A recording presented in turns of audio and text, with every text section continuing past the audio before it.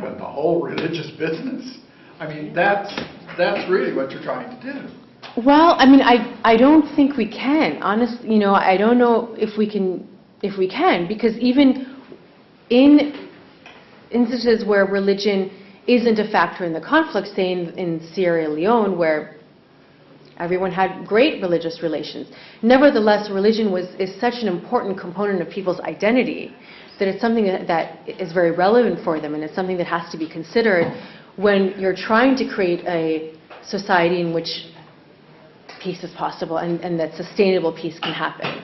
If you're able to use religion as a resource that supports that concept, then it's going to resonate more with the individuals.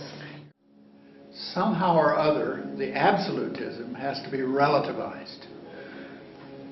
And it seems to me that that's basically what you're trying to do when you talk about the people who are engaged in all of this. Yeah. To relativize so that somebody who is an absolutist about his religion can make room for another absolute, which means to relativize. And it seems to me that that's really what this is all about. At least relativize to don't shoot him. Precisely, yeah. As well as the absolutism, don't you think that most religions also preach tolerance? Right. And I think that's what they're trying to tap into. I mean, going beyond what you see as your ultimate goal or your ultimate way to eternity or whatever, probably which is the end result for everyone.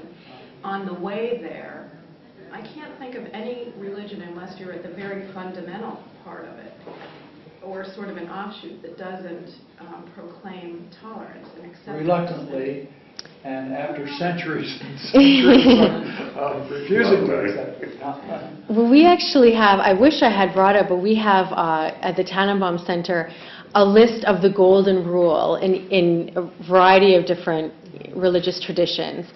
Treat others as you would like to be treated, and how that's defined in each of the different religions. And ultimately, I think our peacemakers are just going back to that golden rule and what that means and how that can be actualized in their community.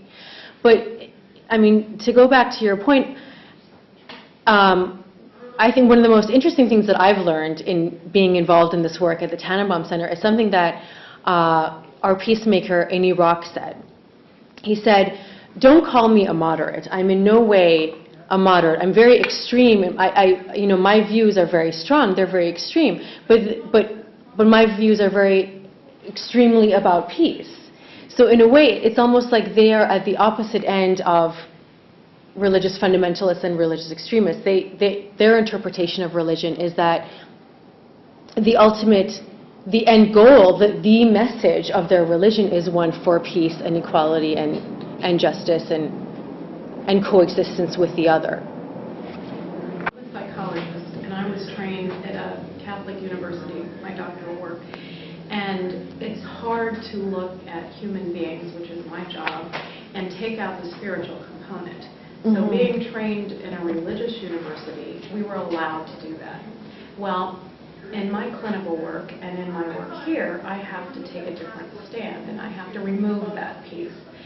So I'm thinking that for someone like you that works in a situation where religion is a big part of it, it must be a fascinating day-to-day operation when everyone must have all sorts of different religious backgrounds that have a common goal. And do you find that interaction conflictual? Do you find it enriching? How is it working with people that can be very different? Just within our office, there's such diversity in where people are coming from. We're a non-sectarian organization. Some of my colleagues identify as being atheists. Some of them identify as being very, very strongly religious. Some are agnostic. I mean, the whole spectrum. And so there's certainly just a diversity of views and perspectives fueling the work that we're doing. And then the communities that we work with, similar situation. It's a very diverse set of views and perspectives coming in. And I would say it's been very, very enriching. Of course, there's always conflict when there are those differences, and that's why we're here. That's why we're doing this work. But and the trainings that have taken place in our religion and diversity education program or our religious diversity in the workplace program, after my colleagues have gone in and worked with their team there about, well, what do you do with a religiously diverse workplace, and then they come back and see, well, what's been the difference, they've seen that, well, in the case of companies, there's actually been increased growth, because when you have employees who are happy and who feel that they're being accommodated for, then they work better. So I mean, that's actually been something very significant. But in general, I mean, work relations have been so much better. People work more effectively. People are more comfortable. That's also the case in classrooms.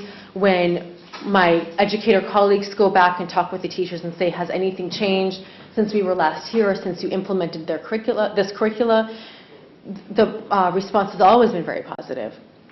This student who, one example is there's a student from Pakistan who was always very quiet, always kind of a little shy, didn't want to eat his food with the other students, would get made fun of a lot because of the types of food he was eating or the clothing that he was wearing. And after this curricula, in which those differences were kind of brought to the surface and celebrated, because in the lessons the students are actually asked to talk about your food and what is the history, why are you eating this food? And so some of these cultural and religious differences come out, but in a kind of playful and interesting and exciting way for the students. Once they went through this process, this Pakistani boy is very proud of where he's coming from and is very excited to even share his food with his fellow students.